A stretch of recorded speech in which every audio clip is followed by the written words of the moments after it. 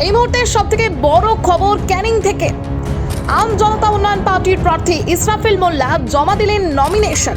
হুমায়ুন কবিরের দল আম জনতা উন্নয়ন পার্টির ক্যানিং পূর্ব বিধানসভা কেন্দ্রের প্রার্থী ইসরাফিল মোল্লা আজ ক্যানিং এসডিও অফিসে নিজের নমিনেশন জমা দেন।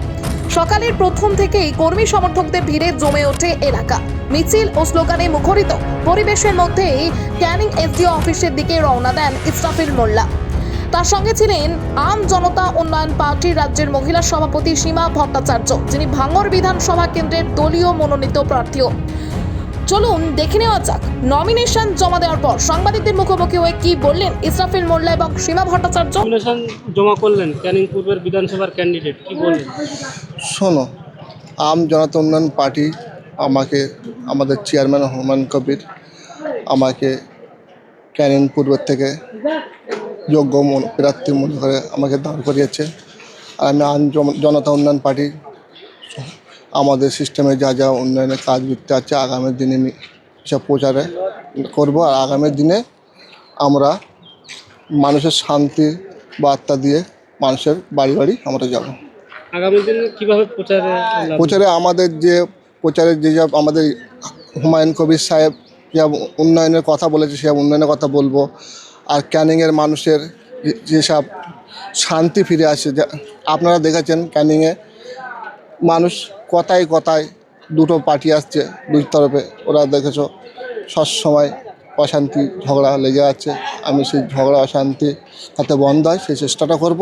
আর ক্যানিংয়ের মানুষ একটাই কথা বলবো, আপনারা নেতাদের কথা শুনে উত্তেজিত হবেন না, শান্ত থাকবেন। আর আগামী দিনে আম জনতাকে সাপোর্ট করুন আর আম জনতা উন্নয়ন পার্টিকে ভোট দিন। এই যে আপনি প্রচারে কি হুমায়ুন কবির বা আসাদুদ্দিন ওয়াইসিকে নিয়ে আসবেন? না, হুমায়ুনদা আসার প্রোগ্রাম চলছে, সেটাও জানিয়ে দেবো। তাহলে কি বলবেন যারা আপনার বিধানসভার যারা মানুষ আছে ভোটার আছে তাদের উদ্দেশ্যে যেদিন প্রচারে নামবো সেদিনকেই বলবো তাদের উদ্দেশ্যে কী করবো, তাদের কী বার্তা সেদিনকে জানিয়ে দেবো। এই যে আমরা দেখতে পাচ্ছি এবারে আরাবুল ইসলাম, বাহারুল ইসলাম এবং আপনি তিনজনাই ভাঙড়েরই ছেলে ক্যানিং পূর্বে দাঁড়িয়েছেন। লড়াইটা কীভাবে দেবেন যেহেতু এক এলাকার ছেলে? শোনো, যাদের নাম বলেছে ওদের নামটা বাদ দিলেই ভালো হয়। কেন এখন বুলবুল হয়ে এখন সিঙ্গাম হওয়ার চেষ্টা করছে, তা এখন সিঙ্গাম হয়ে তো লাভ নেই। বয়সটা হয়েছে, শান্তচেষ্টা করে প্রচার করুক, অশান্তি না যেন করে। কেন সিঙ্গাম হতে গেলে পড়ে যাবে। আম জনতা উন্নয়ন পার্টির থেকে অলরেডি সিঙ্গাম পাঠিয়ে দিয়েছে ক্যানিং পূর্বে, ওই বুলবুল চুলবুল ওইসব চলবে না। আপনি কি কাজ করবেন ক্যানিংয়ের মানুষের জন্য একটা হসপিটাল করব। আর যে জলকার ফিশারি আছে তাদের জন্য একটা ভালো মার্কেট তৈরি করবো, যারা ওরা ন্যায্য মাছের দাম পায়। বেশ, আপনার নাম? ইসরাফিল মোল্লা, ক্যানিং পূর্বের 139 ক্যান্ডিডেট। দেখুন, আমি রাজ্যের মহিলা সভাপতি, তো মোটামুটি অনেক যারা ক্যান্ডিডেট নমিনেশন করতে গেছেন আমি চেষ্টা করেছি তাদের সাথে থাকার, সেইভাবেই এসছি আজকে। আপনি ভাঙড়ের হয়ে কি নমিনেশন জমা দিয়েছেন? অনেক আগে জমা দিয়েছি। তাহলে প্রচার কবে থেকে? প্রচার বলতে আমাদের নমিনেশনের কিছু ব্যাপার ছিল, কিছু কাজ ছিল, এবং প্রচার ছাড়াও তো বাকি অনেক কিছু কাজ থাকে, সেগুলো আমরা কন্টিনিউ করছি। আর প্রচার তো কন্টিনিউ হবে, অবশ্যই হবে। ভাঙড়ের দুই হেভিওয়েট আমরা দেখতে পাচ্ছি তারা লড়াই চালাচ্ছে, আর আপনি মাঠে ময়দানে দেখা যাচ্ছে না। দেখুন, হেভিওয়েট বলে প্রথম কথা কিছু হয় না। আর দ্বিতীয় কথা হচ্ছে যে আজকে যে নওশাদ সিদ্দিকী উনিও একসময় আমার মতোই নতুন ছিলেন, হয়তো আমি জানি না, মানে ঠিকই বলছি, শওকত মোল্লাও হয়তো একসময় নতুনই ছিলেন। সবাই নতুন থেকেই শুরু করে, সবাই জিরো থেকে শুরু করে। তাহলে আপনি কবে থেকে প্রচারে লাগবেন?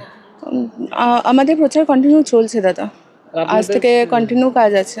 আপনাদের প্ল্যানটা কি আছে, কিভাবে জনসভা বা র্যালি? দেখুন, আমাদের প্রথম কথা হচ্ছে যে আমাদের 5 বছরের বিধায়ক হয়ে আমি ওখানে নেই, আর আমি কোনো মানে রাজ্যের ইয়েতেও নেই। তো সেই জায়গা থেকে আমরা নতুন দল, আমরা আমাদের মতো করে কাজ করছি এবং আমাদের যে আদর্শ সেটাকে নিয়ে কাজ করছি। সো সেই জায়গা থেকে আমাদের প্ল্যানিং তো অবশ্যই আছে, কীভাবে কাজ করব বা কী প্রচার করব সেগুলো সবই প্ল্যানিং করা আছে। হুমায়ুনবাবু কি ক্যানিং ভাঙড়ে কি প্রচারে? ভাঙড়ে অবশ্যই হুমায়ুনবাবু প্রচারে আসবেন।